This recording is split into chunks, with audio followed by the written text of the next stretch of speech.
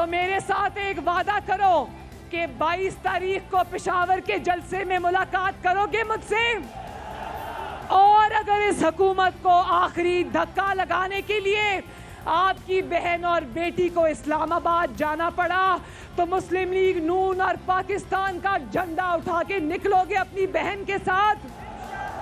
वादा? एक दफा फिर बताओ, वादा? हुकूमत खबरदार कर रही है कि जलसे ना किए जाएं, मगर ऑपोजिशन ना सिर्फ जलसे कर रही है बल्कि इस्लामाबाद की तरफ मार्च का ऐलान भी कर रही है। आगे के जलसे करने के लिए भी डटी हुई है। आज भी मानसेरा में नून लीग का जलसा हुआ जिसमें मरियम नवाज ने खिताब किया और इस जलसे में बड़ी तादाद में लोगों ने शिरकत की, लेकिन एसओपीज़ पर अमल दरामद नजर नहीं आया। दूसरी तरफ आज पब्लिक अकाउंट्स कमेटी का इजलास हुआ। कोरोना के खौफ की वजह से अराकीन जल्द ही इजलास से उठकर चले गए।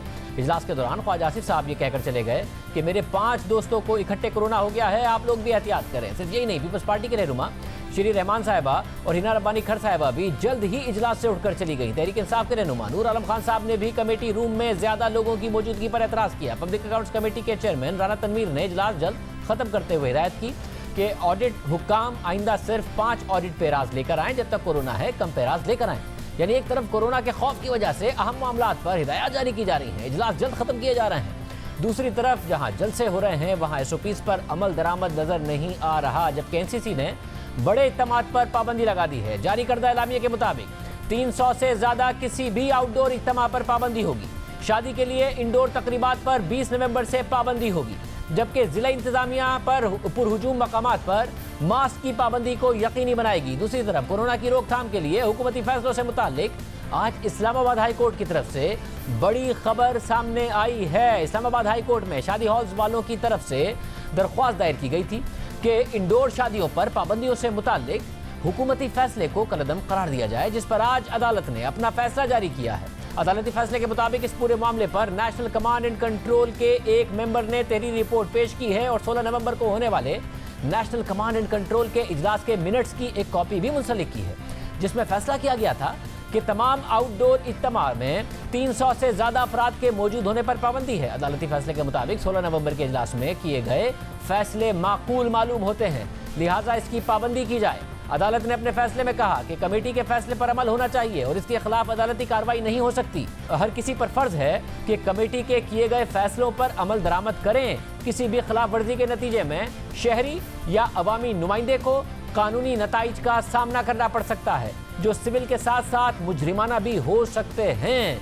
अहम फैसला है जो इस्लामाबाद हाईकोर्ट की तरफ से आया। इससे पहले समाअत के दौरान अदालत ने कहा कि हुकूमत के फैसलों और अमल में तजाद है। समाअत के दौरान चीफ जस्टिस इस्लामाबाद हाईकोर्ट ने कहा कि हुकूमती पॉलिसियों में तजाद है, कोरोना की ताज़ा लहर बहुत संजीदा है, सख्त एहतियात की ज़रूरत है। आप खुद तो पाबंदी कर नहीं रहे, कोरोना की मौजूदा सूरत हाल में तो हमें खुद सारी चीज़ें बंद कर देनी चाहिए। कोरोना एसओपीज़ पर अमल दरामद कराना रियासत की जिम्मेदारी है। कोरोना की वजह से पार्लियामेंटेरियंस भी इंतकाल कर गए हैं, पार्लियामेंट से बहुत तवक्कात हैं, लेकिन वो अपना किरदार अदा नहीं कर रही। कोई नहीं सोच रहा कि अगला निशाना वो भी बन सकता है, यानी अदालत। जहां हुकूमती इक़दामात पर अमल करने की तजवीज़ दे रही है, वहीं हुकूमती रवैये पर भी सवालात उठा रही है। लेकिन इस्लामाबाद हाईकोर्ट के हालिया फैसले के पेश नज़र क्या अपोजिशन अपने जलसे मुलतवी कर देगी, इस हवाले से बात करेंगे। नून लीग के सीनियर रहनुमा राना सनाउल्लाह साहब हमारे साथ मौजूद हैं। वफाकी वज़ीर इत्तला शिबली फराज साहब भी हमारे साथ मौजूद हैं। बहुत शुक्रिया राना साहब। पहले राना साहब आपसे मैं बात कर लूँ, आज भी मरियम नवाज साहिबा ने जलसा किया, इतना बड़ा क्राउड, उसमें एसओपीज़ की पासदारी नहीं, लोगों ने मास्क नहीं पहना हुआ, तो ये अवाम के साथ ज्यादती नहीं है जब कोरोना इतनी तेजी से फैल रहा है? हुकूमत ने कह दिया है कि जी बड़ी गैदरिंग्स पर पाबंदी है, आप लोग अभी भी अपनी मुहिम जारी रखे हुए हैं, इस्लामाबाद में मार्च करने का इंदिया दे रही है। वो हुकूमत ने गलत फैसला किया है और अब ये बात पूरी दुनिया में बिलअमूम और हमने बिलखसूस जो है ये तय कर ली है और हुकूमत इस बात के ऊपर कायम भी है कि निज़ाम ज़िंदगी को जो है अब कोरोना वबा की वजह से मुअत्तल नहीं किया जाएगा। और इस वक्त पूरा निज़ाम ज़िंदगी जो है वो पूरी तरह से जो है वो चल रहा है। हाँ, इसमें एसओपीज़ के ऊपर अमल होना चाहिए, ज़्यादा से ज़्यादा जो है अमल होना चाहिए। हुकूमत को इसको जो है वो फैसिलिटेट करना चाहिए। हुकूमत क्यों नहीं मास्क जो है वो मुफ्त लोगों में तकसीम करती, सैनिटाइज़र जो है वो मुफ्त तकसीम करती। ये अरबों रुपए के जो इन्होंने बाहर से जो है वो फ़ंड्स लिए हैं वो कहाँ पे इस्तेमाल किए इन्होंने अपोजिशन को तो उनके इस्तेमाल की जो कमेटी है उसमें बैठाना जो है वो मुनासिब नहीं समझा। تو ایس او پیز کے اوپر انتظام کرنے کے لیے جب کھلی فضا میں شادیاں ہو سکتی ہیں، فنکشنز ہو سکتے ہیں، گورنمنٹ کی انڈور میٹنگز ہو سکتی ہیں، باقی سارے معاملات ہو سکتے ہیں. آج جہاں پہ وزیر اعظم نے خطاب کیا وہاں پہ کتنے لوگوں نے ماسک پہنے ہوئے تھے اور وہاں پہ کتنے لوگ جو ہے وہ موجود تھے اور کتنے فاصلے کے اوپر بیٹھے تھے؟ اچھا، کھلی فضا کے لیے بھی 300 کی لمٹ ہے. وزیر اعظم نے بھی کہا کہ جی 300 کہا تھا اور 300 ہی لوگ موجود ہیں، اس سے زیادہ نہیں ہو سکتے ہیں. اور آپ حکومت پر کیوں ذمہ داری ڈال رہے ہیں؟ گجرانوالہ سے پہلے آپ نے کہا تھا نا ہم ایس او پیز کی پاسداری کرائیں گے، ہم ماسک بانٹیں گے، ابھی بھی آپ کی طرف سے یہ کہا جاتا ہے. اب آپ اتنے بڑے بڑے جلسے کریں گے جبکہ کرونا پھیل رہا ہے. پبلک اکاؤنٹس کمیٹی کے اجلاس سے آپ کے رہنما اٹھ کے چلے جاتے ہیں کہ نہیں جی کرونا پھیل رہا ہے، اس میں شرکت کرتے نہیں ہیں، مگر جلسے بڑے بڑے کریں گے. دیکھیں اس میں لوگوں کی آگاہی اور لوگوں کا اس بارے میں ایک ان کا رسپانس جو ہے اس کا بھی ایک بڑا عمل دخل ہے. لیکن ہم نے جو ہے وہ آج ہی لاہور کے جلسے کی میٹنگ کی ہے اور ہم نے 5 لاکھ مارکس جو ہے اس کا انتظام جو ہے وہ ہم نے اپنے خرچے میں فنڈز میں جو ہے وہ ڈالا ہے. لیکن میں یہ بات کرتا ہوں کہ گورنمنٹ کیوں نہیں یہ کام کرتی؟ گورنمنٹ کو یہ کام کرنا چاہیے. گورنمنٹ نے پہلے گورنمنٹ کا جو مافیاز ہیں، جو ان کی اے ٹی ایمز ہیں، انہوں نے پہلے تھوڑے پیسے کمائے ہیں.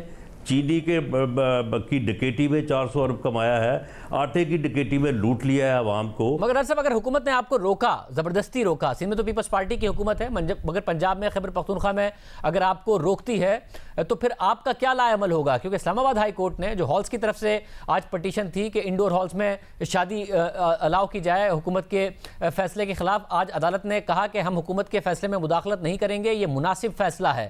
اتنا تیزی سے کرونا پھیل رہا ہے، اگر حکومت نے آپ پر پابندی لگائی، آپ عدالت گئے تو وہاں سے بھی آپ کو ریلیف ملنے کا چانس نہیں ہے. اب آپ کیا کریں گے؟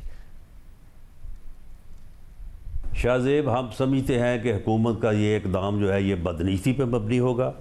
ہم یہ سمجھتے ہیں کہ گورنمنٹ نے جو یہ منترا شروع کیا ہوا ہے پچھلے تقریباً 2 ہفتوں سے، اس کا صرف اور صرف مقصد جو ہے وہ پی ڈی ایم کی تحریک کو جو ہے وہ نقصان پہنچانا ہے اور اس کو جو ہے وہ سبوتاژ کرنا ہے. ہم اس کو پوری طاقت کے ساتھ جو ہے وہ رجسٹ کریں گے. مگر آپ کو لگتا ہے عوام کی طرف سے بھی اس پھیلتے ہوئے کرونا میں وہ ریسپانس آپ کے لیے آئے گا جب حکومت کہہ رہی ہے کہ معاشی نمبرز بہتر ہونا شروع ہو گئے ہیں، گندم آ رہی ہے، چینی درآمد کر لی ہے، ان کی جو قیمتیں ہیں وہ کم ہونا شروع ہو جائیں گی، تو پھر پھیلتے ہوئے کرونا میں اور سردی میں عوام آپ کے لیے نکلیں گے اگر یہ سب ہو گیا؟ یہ جو سارا کچھ آپ نے کہا کہ یہ آ گئی وہ آ گئی، اگر یہ آ جائے وہ آ جائے تو پھر تو سارے مسئلے نہ حل ہو جائیں. معاملہ یہ ہے کہ جس آدمی کو 30 روپے کلو آٹا جو ہے نا وہ 80 روپے کلو مل رہا ہے، جس آدمی کو چینی جو ہے نا وہ 53 روپے کلو کی جو ہے وہ 115 روپے میں مل رہی ہے، جس آدمی کو جو ہے نا ہر سبزی جو ہے وہ 10 گنا قیمت میں مل رہی ہے، جس آدمی کو اپنے بوڑھے ماں باپ کی دوائی جو ہے نا وہ 6 گنا قیمت میں مل رہی ہے، وہ مرنے مارنے کو تیار ہے. وہ کرونا سے جو ہے نا اسے خوف کم ہے، اسے اس بھوک سے خوف جو ہے وہ زیادہ ہے. جس کے بچوں کو جو ہے وہ 2 وقت کی روٹی ملنی مشکل ہے، جو اپنے بچوں کی فیس ادا نہیں کر سکتا، جو مہینے کا بل ادا نہیں کر سکتا. پچھلے آپ مجھے بتائیں کہ 1 سال سے چینی ڈکیٹی ہو رہی ہے، میڈیسن ڈکیٹی ہو رہی ہے، آٹا ڈکیٹی ہو رہی ہے، ہر طرف مہنگائی ہے، پیٹرول ڈکیٹی بیچ میں ہوئی ہے، اور لوگوں کی جیبوں سے صرف بجلی اور جو ہے یہ گیس، آٹا اور چینی اتنی ہی مقدار میں لوگوں نے خرچ کیا ہے، لیکن 2,500 ارب روپیہ لوگوں کی جیبوں سے زیادہ جو ہے وہ نکالا گیا ہے. لوگوں کو غریب کیا گیا ہے، لوگوں کو بدحال کیا گیا ہے. تو اس صورتحال میں آپ مجھے یہ بتائیں کہ پھر لوگ کیوں نہیں نکلیں گے اور کیوں جو ہے وہ پی ڈی ایم کو اس کے اوپر جو ہے وہ رجسٹ نہیں کرنا چاہیے. بہت شکریہ. ناصر اللہ صاحب ہمارے ساتھ موجود تھے. شبلی فراز صاحب وفاقی وزیر اطلاعات ہمارے ساتھ موجود ہیں. شبلی صاحب بہت شکریہ. شبلی صاحب پابندی این سی سی این سی او سی کی طرف سے لگا دی گئی ہے، مگر اپوزیشن ماننے کو تیار نہیں ہے. وہ کہہ رہے ہیں ہم ریزسٹ کریں گے، اپنے جو جلسے ہیں ان کا سلسلہ جاری رکھیں گے. حکومت کیسے انفورس کرے گی؟ کیا دفعہ 144 لگائیں گے؟ زبردستی میک شور کریں گے کہ جلسے نہ ہو؟ کیا کریں گے؟ دیکھیں، پہلی بات تو یہ کہ میں یہ کہوں گا کہ ابھی میں تھوڑی سی گفتگو میں نے سنی، یہ ذہنی طور پہ معاوف لوگ ہیں، یہ وہ بے روزگار لوگ ہیں جن کا کہ مقصد ہے صرف ملک میں افراتفری پھیلانا. جن باتوں کا ذکر یہ کر رہے ہیں وہ سارے اس کی وجہ یہ خود ہے. اب اگر حکومت چاہتی ہے کہ اگر لوگوں کو ان کے روزگار کو بھی بچایا جائے اور ان کی جان کو بھی بچایا جائے، جو اسٹریٹجی ہم نے پہلے کی تھی اسی پہ ہم عمل پیرا ہوں گے، جس میں کہ ہر وہ ایکٹیویٹی جو کہ اکنامک ایکٹیویٹی ہو وہ الاؤڈ ہوگی، اور جو ایکٹیویٹی جو کہ اکنامک ایکٹیویٹی نہیں جنریٹ کرتی اس پہ پابندی ہوگی. کیونکہ دیکھیں ہمارے حکومت کی ایک رسپانسبلٹی ہوتی ہے, اس کے پاس ایک مینڈیٹ ہوتا ہے اور اس کا کام ہے کہ وہ اپنے عوام کی جان و مال کی حفاظت کرے. تو شریف صاحب اب یقینی کیسے بنائیں گے؟ اگر یہ لوگ نہیں مانیں گے تو آپ کیا کریں گے؟ اگر یہ لوگ نہیں مانتے اور کہتے ہیں کہ ہم تو کریں گے. پہلی بات تو یہ کہ ہم ان کو عوام کے سامنے ایکسپوز کریں گے کہ یہ کر نہیں سکتے ہیں کہ آپ کو اجتماعی خودکشی کس لیے کہ صرف ان کی جو چوری ہے اس کو بچانے کے لیے یہ سارا ناٹک رچا رہے ہیں. یہ کوئی طریقہ ہے؟ یہ تو ساری دنیا میں, کوئی پاکستان میں تھوڑی ہو رہا ہے. آپ کے اسٹیٹسٹکس جو بھی بتا رہے ہیں جس میں کہ آپ کو پتا ہے کہ ہر گھر میں, ہر رشتہ دار کا, ہر ایک گھر میں ایک بندے کو کورونا ہوا ہے, اگر زیادہ کو نہیں ہوا, میرے اپنے بھائی کو ہوا ہے. تو ایسی اس میں تو ایک بالکل ایک لوگوں کو اجتماعی خودکشی پہ مجبور کرنا ہے جس کی اجازت ظاہر ہے کہ ہم حکومت نہیں دے گی. مگر شریف صاحب ایک مسئلہ یہ ہے کہ جب شادی ہالز پٹیشن لے کے گئے تو وہاں پر اسلام آباد ہائی کورٹ نے بھی آبزرویشن دیا کہ حکومت خود ذمہ داری نہیں دکھا رہی ہے. پہلے آپ لوگوں نے جب یہ گجرانوالہ میں جلسہ کرے تھے آپ نے کہا کورونا پھیل رہا ہے, اس کے بعد سوات میں وزیر اعظم نے جلسہ کیا, حافظ آباد میں وزیر اعظم نے جلسہ کیا, پھر آپ کی کابینہ نے فیصلہ کیا کہ اب ہم نہیں کریں گے. مگر اس کے باوجود گلگت بلتستان میں آخر تک آپ لوگوں نے کیمپین کی. زلفی بخاری صاحب, مراد سعید صاحب, گنڈا پور صاحب وہاں پر موجود رہے. تو آپ لوگوں نے بھی اپنا پورا کیا ہے, ان کو منع کرتے رہے مگر کرتے رہے. عدالت نے بھی آبزرویشن دیا. دیکھیں شاہزیب, بات یہ تھی کہ اگر ہم گلگت بلتستان میں اگر کہہ دیتے کہ جی یہ آپ ایکٹیویٹی نہیں کر سکتے تب بھی ہم مورد الزام ٹھہرائے جاتے کہ جی ہم اپنی شاید ہم الیکشن نہیں جیت پا رہے اس لیے ہم یہ ڈیلیئنگ ٹیکسز کر رہے ہیں. Fact of the matter is کہ جی یہ کوئی سیاسی بات ہے نہیں, یہ ایک فیکچوئل بات ہے جس میں کہ ہم نے دیکھا ہے کہ دنیا کے دیگر ممالک میں لاک ڈاؤن, مکمل لاک ڈاؤن ہو گئے ہیں اور بعض جگہوں پہ کرفیو بھی لگ گیا ہے. یہ کوئی ایسی چیز تو نہیں ہے. آپ اسپتالوں کا ڈیٹا دیکھیں, آپ اگر عام یہ سارے فیکٹس آپ ٹھیک کہہ رہے ہیں, یہ سارا ڈیٹا بھی آپ ٹھیک کہہ رہے ہیں, اس میں کوئی شک نہیں ہے. مگر گجرانوالہ کے جلسے میں جب آپ ان کو تانا دے رہے تھے, اس کے بعد سوات اور حافظ آباد میں وزیر اعظم نے کیا, وہ تو گلگت بلتستان کا حصہ نہیں تھا, پھر کریڈٹ لے رہی تھی تحریک انصاف کے عوام نے, کانفیڈنس دے کے دکھا دیا کتنا بڑا جلسہ تھا. آپ تو بڑے جلسہ کلیم کر رہے تھے اس کے بعد. نہیں دیکھیں بات یہ ہے شاہزیب کہ یہ اس وقت اس میں ہفتوں میں کیا دنوں میں سچویشن چینج ہو رہی ہے. ابھی جو ریسنٹ ہوا ہے 2-4 دن سے, ایک ہفتے سے جو سچویشن بڑی ہے, تو اس سے ہم نے اپنا اجلاس میں یہ طے کر لیا تھا پچھلے کیبنٹ اجلاس میں کہ ہم اپنا رشکئی کا جلسہ جو کہ ہمارا خیبر پختونخوا جو کہ ہمارا اسٹرانگ ہولڈ ہے, مطلب ہے وہ تو کوئی ایشو ہی نہیں ہے ہمارے لیے جلسہ کرنا, ہم نے وہ پوسٹ پون کر دیا. باوجود ہماری جو لوکل لیڈرشپ تھی وہ چاہتے تھے کہ یہ جلسہ ہو, لیکن پرائم منسٹر نے کہا کہ یہ جلسہ نہیں ہوگا, اس کو پوسٹ پون کر دیا ہے. تو دیکھیں وقت کے ساتھ ساتھ ہماری جو ڈیسیژن ہے اس میں چینج آ رہی ہے, اس لیے کہ جو فیکٹس فگر سامنے آ رہے ہیں اس کے مطابق ہم حکمت عملی اپنی ترتیب دے رہے ہیں. اور آپ کو معلوم ہے کہ جو حکمت عملی ہم نے پہلی لہر میں اپنائی, ساری دنیا نے اس کی پذیرائی کی, ساری دنیا نے اس کی تعریف کی. تو شبیر صاحب اب کیا ہوگا؟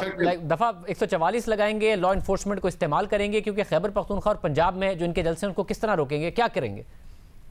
دیکھیں پہلی بات تو یہ ہے کہ ہر وہ قانونی سٹیپ ہم استعمال کریں گے. ہم ان کے ساتھ کیا ادھر پارلیمنٹ میں بھی کمیٹی جو بنی ہوئی ہے جس میں کہ سینئر لیڈرشپ ہے ہر پارٹی کی, اس میں بھی ہم یہ فیصلہ کریں گے کہ جی دیکھیں یہ چیز سیاست اپنی جگہ پر, اس کے لیے ایک ٹائم ہوتا ہے. یہ ایک ایسی وبا ہے جو کہ یہ نہیں دیکھتی ہے کہ یہ پی ٹی آئی کا ہے یا یہ پی ایم ایل این کا ہے یا یہ پیپلز پارٹی کا ہے. اس میں ہمیں ایز اے قوم بھی اور آپ نے بھی میڈیا نے بھی یہ تلقین کرنی ہے اور یہ کیمپین چلانا ہے آپ نے بھی, کیونکہ آپ کی مدد کے بغیر ہو نہیں سکتا. بہت شکریہ. معیشت کیا واقعی بہتر ہو رہی ہے؟ آج اسٹیٹ بینک کی رپورٹ بھی آئی ہے, بات کریں گے ایک بریک کے بعد.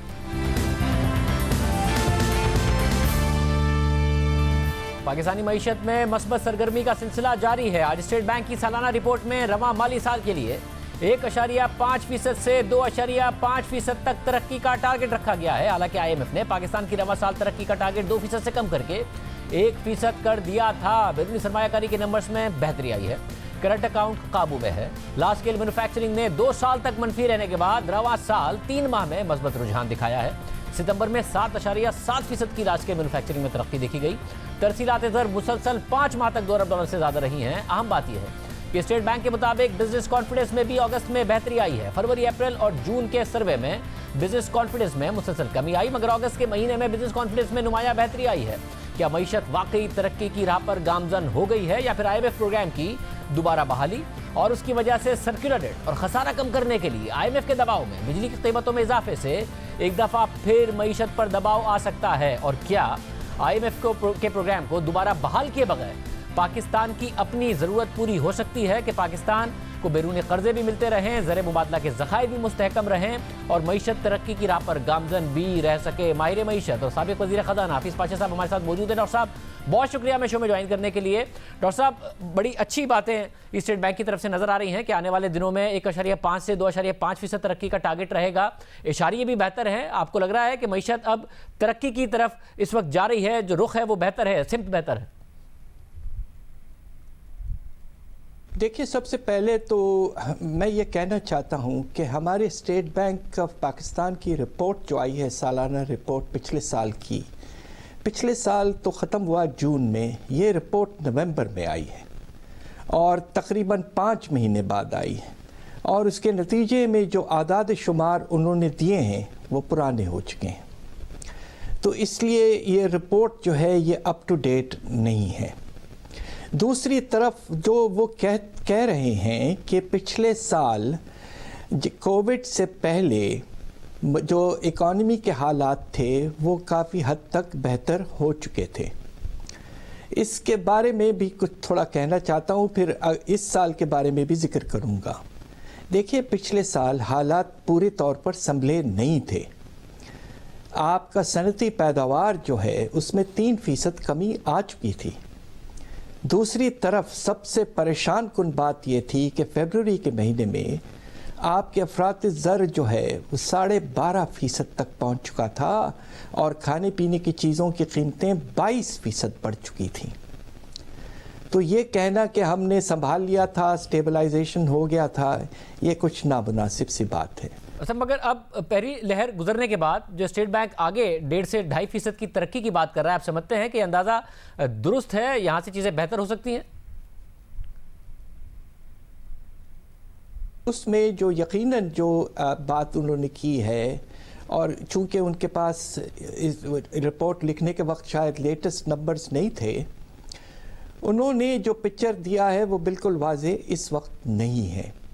سب سے اہم 2 اعداد شمار ہوتے ہیں اس سال کے، جس طرح آپ نے ذکر کیا کہ ہمارا جو شرح نمو ہے وہ 1.5% سے 2.5% کہہ رہے ہیں۔ اب آپ کو حیرت ہوگی کہ ورلڈ بینک تو کہہ رہا ہے کہ یہ تقریباً 0.5% صرف ہوگا۔ اس کی ایک بہت بڑی وجہ ہے۔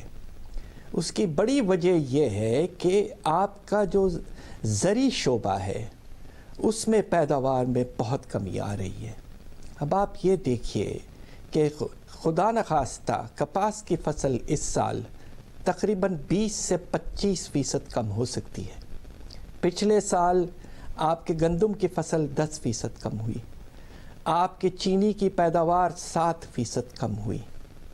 تو اب پوزیشن یہ ہے کہ زرعی شعبے کی وجہ سے سب سے پرائمری سیکٹر زرعی شعبے ہوتا ہے، اس کے نتیجے میں آپ کا صنعتی شعبہ آگے بڑھتا ہے، اس کے نتیجے میں باقی جو ترقی ہوتی ہے آپ کے ٹریڈنگ وغیرہ میں۔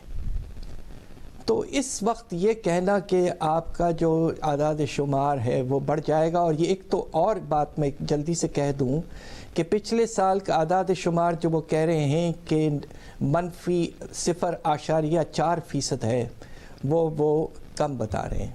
یہ کم از کم منفی 1.5% ہوگا۔ مطلب اگر حکومت کانفیڈنٹ ہے کہ کنزمپشن میں اضافہ ہوا ہے، انڈسٹری کا پہیہ چلا ہے، تو آپ سمجھتے ہیں اس کی وجہ سے ترقی آگے ہو سکتی ہے، ڈومیسٹک جو کنزمپشن ہے وہ ڈرائیو کرے گی؟ اس وقت جو سب سے پریشان کن بات ہے کہ ہماری جو معاشی حالات ایسے ہو چکے ہیں کہ اس میں گروتھ ہی نہیں ہو رہی ہے، اضافہ ہی نہیں ہو رہا ہے پیداوار میں۔ اور یہ البتہ ایک اچھی خبر ہے جو میں واضح کرنا چاہتا ہوں، اور وہ یہ ہے کہ صنعتی پیداوار میں پہلے 3 مہینے میں 5% اضافہ ہوا ہے۔ یہ ریکوری اس طرف نظر آئی ہے، مگر یہ پچھلے سال کی پیداوار میں اضافہ ہوا ہے، کہ جبکہ پچھلے سال پیداوار 6% گر چکی تھی، یعنی کہ ابھی بھی پیداوار 2018 کے لحاظ سے کم ہے۔ مگر جو دو فیکٹرز ہیں جو وزیر اعظم بھی بار بار بتاتے ہیں کہ جی سیمنٹ کی پیداوار میں بہت زیادہ اضافہ ہوا ہے، یعنی کہ جو کنسٹرکشن پیکج ہے اس کے نتائج آنا شروع ہوئے ہیں. ٹیکسٹائل کا اب کہا جا رہا ہے کہ جی ان کو بہت زیادہ ایکسپورٹ آرڈرز ملے ہوئے ہیں، جس کی وجہ سے فیصل آباد میں فل کیپیسٹی پر اس وقت ٹیکسٹائل انڈسٹری آپریٹ کر رہی ہے. تو یہ دو فیکٹرز آپ نہیں سمجھتے کہ آگے جا کے انڈسٹری کا پہیہ چلے، روزگار لوگوں کو ملنا شروع ہو، جس کی وجہ سے گروتھ بھی ہوتی نظر آئے گی؟ دیکھیے بات یہ ہے کہ فیصل آباد کا تعلق ہمارے برآمدات سے ہے، اور اسٹیٹ بینک اگر پچھلے کچھ مہینوں کے اعداد شمار چھاپتا تو یہ بات واضح تھی کہ پہلے 3 مہینے میں ہمارے برآمدات میں 11% کمی آئی ہے. تو یہ بات سمجھ میں نہیں آتی ہے کہ اتنی آپٹمزم، اور جسے کہتے ہیں نا کہ آپ بہت پر امید ہو رہے ہیں. فگرز جو بتا رہے ہیں وہ یہ کہ ایکسپورٹ میں کمی آئی ہے. اللہ کے فضل سے ایک بڑی اچھی چیز البتہ ہو رہی ہے، اور اس کا ہمیں شکریہ ادا کرنا چاہیے اللہ میاں سے کہ ہمارے ریمیٹنسز میں بہت اچھا اضافہ ہوا ہے، 30% تقریباً. اس کی وجہ سے ہمارے حالات سنبھلے ہیں. مگر قومی پیداوار ملک کے اندر اس میں ابھی تک نمایاں اضافہ نظر نہیں آ رہا ہے. سیمنٹ کے سیل میں اضافہ ہوا ہے 21% کا. مگر ایک چیز جو سمجھ میں نہیں آ رہی ہے کہ جو دوسرے کنسٹرکشن انپٹس ہیں، آپ سٹیل کے پلیٹس اور بیلٹ جو اس طرح کے آئٹم ہوتے ہیں ان میں کمی آئی ہے، آپ کے گلاس کے پروڈکٹس میں کمی آئی ہے، آپ کے ووڈن پروڈکٹس میں کمی آئی ہے. گھروں میں تو مختلف چیزیں استعمال ہوتے ہیں. تو ہو سکتا ہے کہ سیمنٹ میں اس لیے بھی اضافہ ہوا ہے کہ سٹاکنگ ہو رہی ہے، اس لیے کہ بیچ میں کنسٹرکشن بالکل رک گیا تھا. ایک اور چیز میں واضح کر دوں کہ ہاؤسنگ کے جو لونز ہیں سپٹمبر کے مہینے تک ان میں بالکل نہ ہونے کے برابر اضافہ ہے. تو ہاؤسنگ فائنینس جب گورنمنٹ نے ایک انسینٹیو دیا 5% انٹرسٹ ریٹ کو لے آئے ہیں، اس کے باوجود لوگ اس وقت ہاؤسنگ فائنینس کی طرف زیادہ نہیں گئے ہیں، اور اس کی وجہ سمجھ میں آتی ہے. حالات خراب ہیں اس وقت، لوگوں کو تو اپنے روزگار اور روزانے کے خرچے کا سوچنا ہے، مڈل کلاس بھی پریشان ہے. تو یہ آہستہ آہستہ بڑھے گا. ہاؤسنگ جو ہے وہ جب بزنس سائیکل جسے کہتے ہیں، جب گراوٹ آتی ہے تو ہاؤسنگ سیکٹر اس وقت نہیں ابھرتا ہے. ہاؤسنگ سیکٹر اس وقت ابھرتا ہے جب اکانومی میں تیز رفتاری موجود ہو. اس سے رفتاری پیدا نہیں ہوتی، وہ اس کے بعد ہاؤسنگ فائنینس اور کنسٹرکشن ایکٹیویٹی میں اضافہ انشاءاللہ جب حالات بہتر ہوں گے تو ہوگا. مطلب ایک اور مسئلہ ہے وہ IMF کا پروگرام ہے، وہ کورونا کی وجہ سے سسپینڈڈ ہے. اب دوسری لہر کورونا کی آ گئی ہے. ایک catch-22 سچویشن اس وقت نظر آتی ہے. اگر پاکستان IMF کے پروگرام میں جاتا ہے تو سیکولر ڈیٹ اتنا زیادہ ہے کہ خسارے کم کرنے کے لیے IMF دباؤ ڈالے گا کہ آپ بجلی کی قیمتیں بڑھائیں، وہ بڑھیں گی، ایک انفلیشنری پریشر آئے گا جس سے اور زیادہ معیشت بھی دباؤ میں آ سکتی ہے. مگر دوسری طرف اگر IMF کا پروگرام سسپینڈڈ رہتا ہے تو ایکسٹرنل پریشرز پیدا ہو سکتے ہیں. آپ کو لگ رہا ہے کرنٹ اکاؤنٹ جو سرپلس ہے اس کی وجہ سے پاکستان اس سسپینشن کو پرولونگ کر سکتا ہے اور تھوڑے لمبے عرصے تک کنسٹرکشن پیکج بھی انڈسٹری کو بھی انسینٹیوائز کر سکتا ہے IMF کے پروگرام میں جائے بغیر؟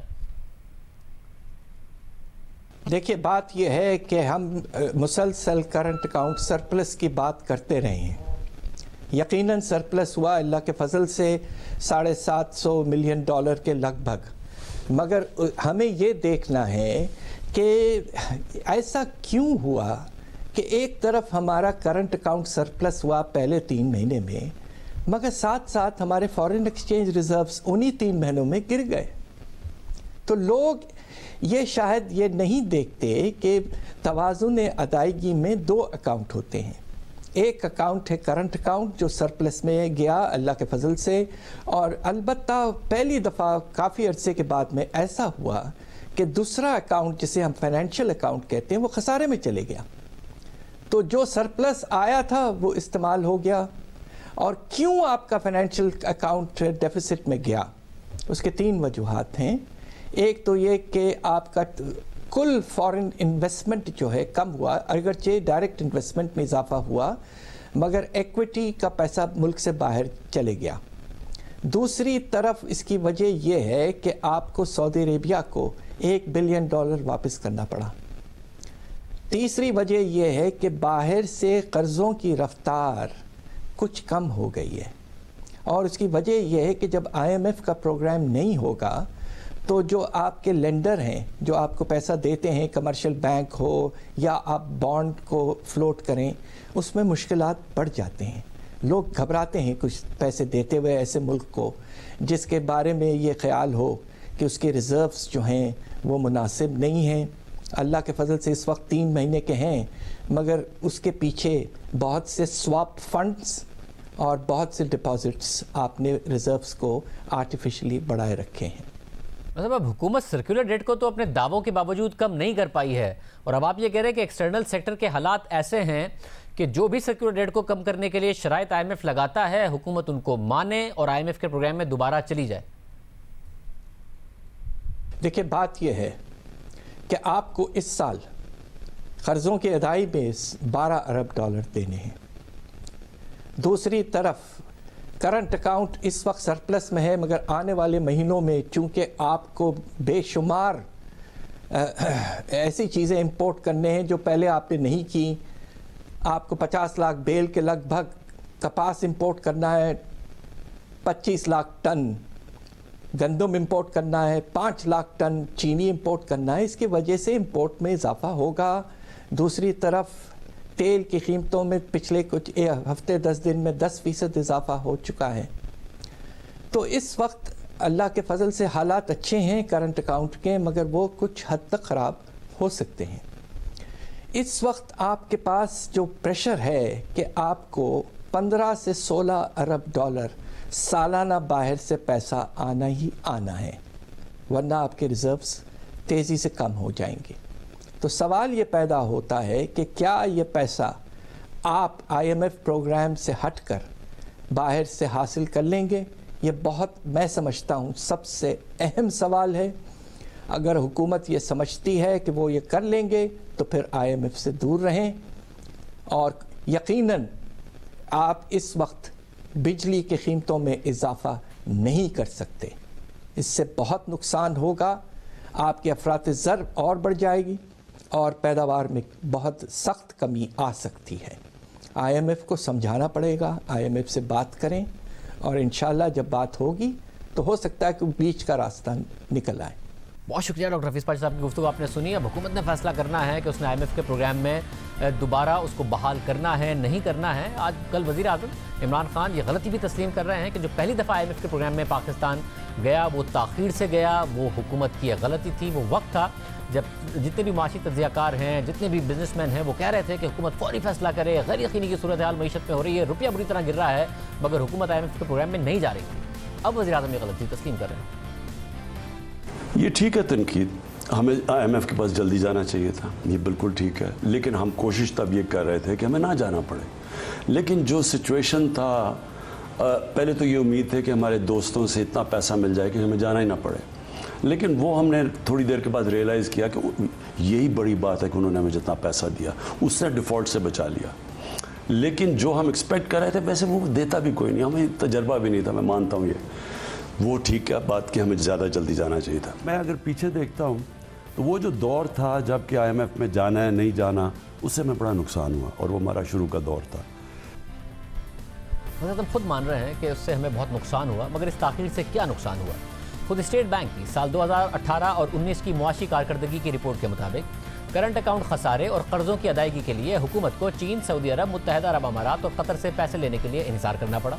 स्टेट बैंक की रिपोर्ट कहती है कि IMF के प्रोग्राम में जाने के फैसले में ताख़ीर से गैर यकीनी की सूरत हाल रही। गैर यकीनी की सूरत हाल की वजह से बहुत से इंटरनेशनल फाइनेंसिंग इंस्टीट्यूशंस ने पाकिस्तान को अपनी फाइनेंसिंग रोके रखी, जिसकी वजह से ज़र मुबादला के ज़खायर जो माली साल 2018 में 6.4 अरब डॉलर से गिरे, उनमें 2019 में 2.5 अरब डॉलर्स की कमी आई। मगर बिलाखिर पाकिस्तान ने माली साल 2019 के आखिर में IMF से 6 अरब डॉलर्स का मुआहदा कर लिया, जिससे पाकिस्तान की बैनुल अक़वामी इदारों की फंडिंग और कैपिटल फ्लोज में बहाली हो सकती है। ये स्टेट बैंक की रिपोर्ट खुद कह रही है। मुसलसल गैर यकीनी की सूरत हाल रही, उस ज़माने में रुपया बुरी तरीके से गिरता रहा, मुआशी गैर यकीनी रही, और फिर हुकूमत ने फैसला किया। आज वज़ीर आज़म गलती मान रहे हैं। प्रोग्राम एक ब्रेक शामिल करते हैं।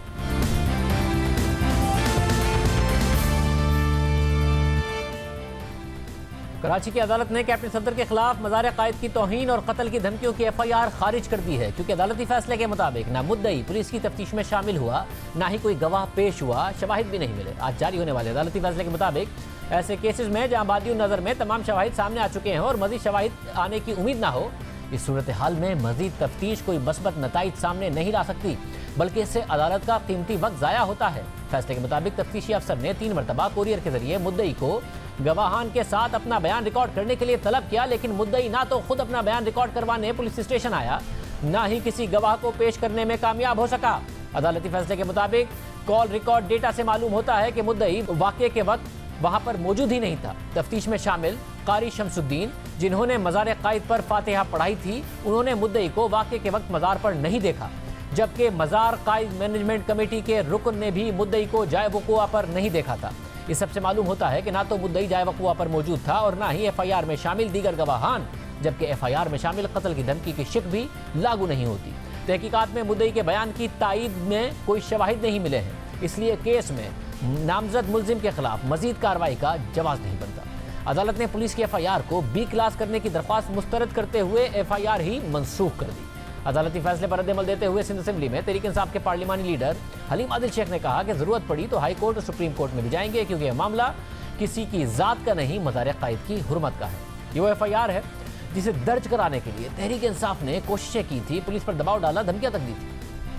IG صاحب یاد رکھیں، وفاق کے نمائندے ہیں آپ، وفاق کے نمائندے آپ بھی اور چیف سیکرٹری صاحب آپ بھی۔ یہ تماشا نہیں چلے گا، میں کلیئرلی فیڈرل گورنمنٹ کی طرف سے آپ کو وارن کر رہا ہوں۔ IG صاحب آپ کو بھی یہ صبح ہونے سے پہلے FIR رجسٹر ہونی چاہیے، ورنہ میں کیبنٹ میں جا کے اگلی کیبنٹ میٹنگ کو میں اٹھاؤں گا آپ کو OSD بنانے کی۔ Area is responsible for this, ہم اس کو شامل کریں گے کہ پولیس نے کیسے جانے دیا، پولیس نے کیوں نہیں روکا۔ اب ہم FIR کٹا رہے ہیں، ہمارا حق ہے۔ میری اب عرض سن لیں، فرمائیے۔ میری عرض یہ ہے، میں آپ کی بات سن کے یہاں آیا ہوں اپنی ڈیوٹی چھوڑ کے۔ ڈیوٹی یہ پکڑے اس کو، جا کے صفدر کو پکڑ لیں گے، گرفتار کریں۔ پھر جب FIR درج ہو گئی تو پھر پولیس کے کردار کو سراہا بھی گیا۔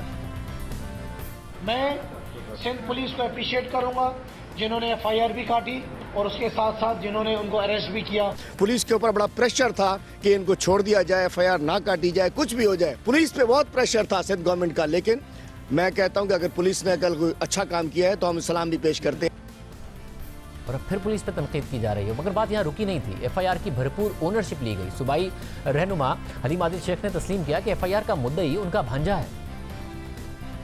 گھنٹے کی مسلسل گزارش کے بعد اس وقت صبح کے 5:38 ہو رہے ہیں۔ گزشتہ شام سے ہم یہاں موجود ہیں اور یہ FIR نہیں کٹ پا رہی تھی، اور اس وقت یہ FIR نمبر 591/2020 اب ہم صرف پولیس سے کہتے ہیں کیپٹن صفدر کو گرفتار کیا جائے، فوری طور پر اس کو گرفتار کر کے لاک اپ میں ڈالا جائے۔ الحمدللہ بالکل وہ FIR میرے بھانجے وقاص احمد خان نے کٹوائی ہے۔ اور پھر عدالتی فیصلے کے مطابق مدعی پیش ہی نہیں ہوا۔ یہ سارا کا سارا معاملہ تھا جس کے بعد ادارے آمنے سامنے آ گئے تھے۔ وفاقی اور صوبائی حکومت آمنے سامنے آ گئی تھی۔ IG سندھ کو اغوا کرنے کی بات سامنے آئی، پولیس نے کام کرنے سے انکار کر دیا۔ صوبے میں ایک بحرانی کیفیت پیدا ہوئی اور بعد میں آرمی چیف کی ہدایت پر انکوائری ہوئی، اور جب انکوائری سامنے آئی تو پتہ چلا کہ IG سندھ پر دباؤ ڈالا گیا تھا، مگر نون لیگ نے اس انکوائری کو ماننے سے انکار کیا، نام ظاہر کرنے کا مطالبہ کیا، مزید کارروائی کی بات کی گئی۔ وہ FIR جو اس سارے واقعے کی بنیاد بنی، آج عدالت نے اسے منسوخ کر دیا اور مدعی کے الزامات کو صحیح تسلیم نہیں کیا گیا۔ مدعی پیش نہیں ہوا پولیس کے سامنے بار بار بلانے کے باوجود۔ بہرحال دوسری طرف سے حکومت بھی اس پورے معاملے پر اپنی انکوائری کر رہی ہے۔ رواں ہفتے ہی انہوں نے اپنی رپورٹ جاری کرنی ہے۔ دیکھنا ہوگا کہ سندھ حکومت کی رپورٹ میں سارے واقعے سے متعلق کیا فائنڈنگز دی جاتی ہیں، کتنی تفصیلات سامنے آتی ہیں یا سامنے لائی جاتی ہیں۔ پروگرام میں ایک بریک شامل کرتے ہیں۔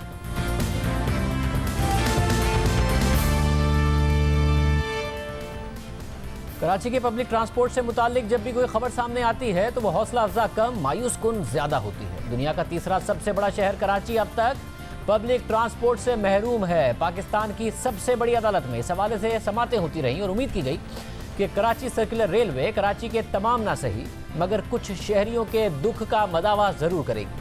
کراچی سرکولر ریلوے کا کل افتتاح ہونے جا رہا ہے، مگر خود ریلوے حکام کشمکش میں نظر آ رہے ہیں۔ پہلے 16 نومبر کی تاریخ دی گئی، پھر کہا گیا کہ 19 نومبر کو اس ریلوے روٹ کا افتتاح ہوگا، جس کے لیے شیڈول بھی جاری کیا گیا، اور اب ایک بار پھر تبدیلی کر دی گئی ہے، یعنی پہلے دن تبدیل کیا گیا اور اب روٹ ہی تبدیل کر دیا گیا ہے۔ रेलवे हुक्काम ने इंतजामात ना होने की वजह से रेलवे का रूट ही तब्दील कर दिया है, क्योंकि कराची सिटी स्टेशन से औरंगी स्टेशन तक 14 किलोमीटर ट्रैक मुकम्मल तौर पर फाल नहीं हो सका है। रेलवे हुक्काम के मुताबिक अब पिपरी स्टेशन से सिटी स्टेशन तक सर्कुलर रेलवे चलाई जाएगी। सिटी स्टेशन से औरंगी टाउन की तरफ ट्रेन नहीं जाएगी, क्योंकि औरंगी स्टेशन तक 14 किलोमीटर ट्रैक पर लेवल क्रॉसिंग बड़ा मसला है। जियो न्यूज़ के नुमाइंदे अमीन हफीज ने पूरी सूरत हाल का जायजा लेने की कोशिश की है। क्या है आप देखिए। सुप्रीम कोर्ट ने कराची सर्कुलर रेलवे की बहाली का हुक्म क्या दिया? सिंध हुकूमत और रेलवे हुकाम की दौरें ही लग गईं। 6 माह की जद्दोजहद के बाद कराची सर्कुलर रेलवे बहाल तो हो रही है, मगर अधूरी। रेलवे हुकाम कहते हैं कि कराची सर्कुलर रेलवे को फिलहाल पिपरी यार्ड से कराची सिटी तक 13 स्टेशनों के दरमियान ही चलाया जा रहा है। बाकी 8 स्टेशनों के दरमियान कहीं तजावजात हैं तो कहीं अंडर पासिस और ओवरहेड ब्रिज बनना जरूरी है। ट्रेन 46 किलोमीटर का फासला 1.5 घंटे में तय करेगी। किराया मुकर्रर किया गया है 50 रुपए फी कस। कराची सिटी और पिपरी यार्ड के दरमियान चलने वाली 4 ट्रेनों के साथ 2-2 इंजन लगाए जाएंगे। चूंकि इस रूट पर इंजन मोड़ने का कोई इंतजाम नहीं, इसलिए एक इंजन इसे खींचकर ले जाएगा तो दूसरा इसे खींचकर वापस लाएगा। इस तरह एक वक्त में एक इंजन फालतू ही साथ चलता रहेगा। रेलवे हुकाम कहते हैं कि कराची सर्कुलर रेलवे हसारे का सौदा है, इसके ऑपरेशनल अखराजात भी पूरे नहीं होंगे। सुप्रीम कोर्ट ने गुज़िश्ता समाअत में रेलवे हुकाम और सिंध के चीफ सेक्रेटरी को मंसूबे की अदम फ़ाली पर तौहीन अदालत का नोटिस जारी किया था। मामला जो भी है, नुकसान कराची के शहरियों का हो रहा है। अब तक पंजाब को 3 मेट्रो बस प्रोजेक्ट्स मिले, अब वहाँ ऑरेंज लाइन ट्रेन भी शुरू हो चुकी है। पेशावर को भी मेट्रो बस प्रोजेक्ट मिला, लेकिन कराची के हिस्से में कुछ नहीं आया। जहाँ वफाकी हुकूमत के प्रोजेक्ट्स इल्तवा का शिकार हैं, तो वहीं सिंध में 12 साल से पीपल्स पार्टी की हुकूमत है, मगर इस मामले पर कुछ डिलीवर नहीं कर सकी है। जबकि ब्लूमबर्ग की हालिया रिपोर्ट में कराची को सियासी यतीम कहा गया है। 3 नवंबर को ब्लूमबर्ग में कराची के ट्रांसपोर्ट से मुतालिक रिपोर्ट शाया हुई, जिसमें एक तहकीक का हवाला दिया गया और उस तहकीक के मुताबिक कराची का ट्रांसपोर्ट सिस्टम दुनिया के बदतरीन सिस्टम्स में शुमार होता है। और जब इस तहकीक का जायजा लेने की कोशिश की गई तो पता चला कि ट्रांसपोर्ट सिस्टम के हवाले से कराची का नंबर 100 शहरों के मुकाबले में 97 नंबर पर था, यानी बदतरीन सतह पर था। ब्लूमबर्ग की रिपोर्ट के मुताबिक दहाइयों पुरानी बसेस पर कराची की 42% आबादी इन्हिसार करती है। सड़कें टूटी हुई हैं, सिग्नल का इंतजाम ऑटोमेटेड नहीं है और ये शहर पाकिस्तान की आमदनी का आधा कमाता है, यानी दुनिया का तीसरा सबसे बड़ा शहर आज भी इंफ्रास्ट्रक्चर और ट्रांसपोर्ट के हवाले से बदतरीन बहरान का शिकार है। सिंध हुकूमत जिसने कराची में 10 साल बाद 2018 में सिर्फ 10 बसें चलाईं, वो भी 1 साल के अंदर बंद हो गई। वादे करती रही है सिंध हुकूमत, पूरा कुछ नहीं किया। इजाज़त दीजिए, अल्लाह हाफ़िज़।